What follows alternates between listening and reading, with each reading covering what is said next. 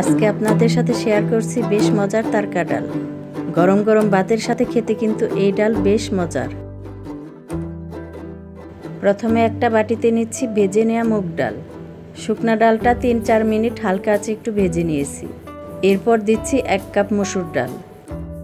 এখন পানি দিয়ে ডালগুলো ভিজিয়ে রাখতে হবে 15 মিনিটের মতন। আর ভেজানো ডাল ব্যবহারের আগে পানি দিয়ে ভালোভাবে ধুয়ে নিতে হবে। একটা কড়াইতে দিচ্ছি 3 টেবিল চামচ পরিমাণ তেল। তেল একটু গরম হয়ে আসলে পেঁয়াজ কুচি দিচ্ছি 1/2 কাপ পরিমাণ। পেঁয়াজটা বেশি ভাজার প্রয়োজন নাই, 1 মিনিট ভাজলেই হবে। এখন দিচ্ছি রসুন বাটা 1/2 চা চামচ, আদা বাটা 1/2 চা চামচ, জিরা বাটা 1/2 চা চামচ। আপনারা চাইলে জিরা গুঁড়াও দিতে পারেন। পেঁয়াজের সাথে বাটা মশলাগুলো মিশিয়ে নিব। এবার হলুদ গুঁড়া দিব 1 চা চামচ, লবণ দিচ্ছি 1 টেবিল চামচ। এখন কিছুক্ষণ নেড়ে জাল করব। সামান্য একটু পানি দিলাম যাতে মশলাটা পুড়ে না যায়।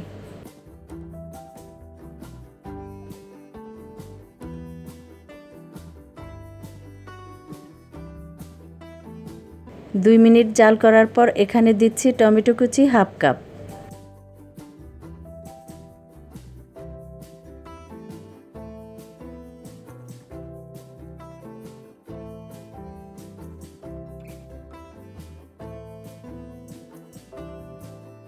টমেটো একটু গলা গলা হয়ে আসলে দিয়ে দিব ধুয়ে রাখা ডাল।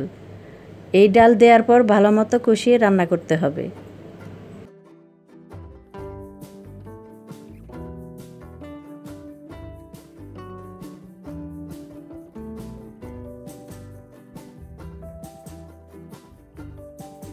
তিন থেকে 4 মিনিট জাল করে পানি দিয়ে দিলাম 3 কাপের মতন।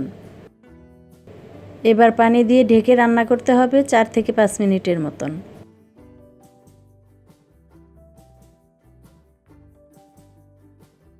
ডালটা প্রায় সেদ্ধ হয়ে গেছে। এখন চামচ দিয়ে এভাবে ভালো মতো নেড়ে দিচ্ছি। আপনারা চাইলে হালকাভাবে ডাল ঘুটনি দিয়ে নেড়ে নিতে পারেন। যেহেতু ডালটা আধা ভাঙা থাকলেই বেশি ভালো লাগে, তাই আমি হালকাভাবে নেড়ে নিচ্ছি।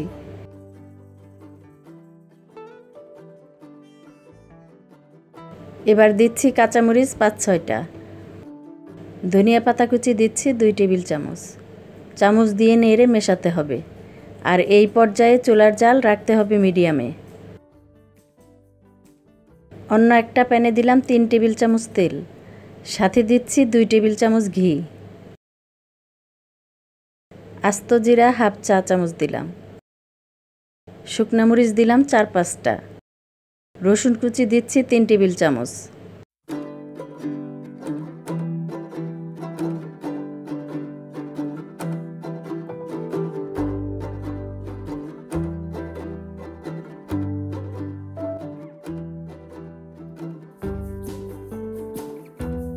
রসুনটা হালকা বাদামি হয়ে আসলে এখানে দিব 1 চা চামচ লাল মরিচ গুঁড়া।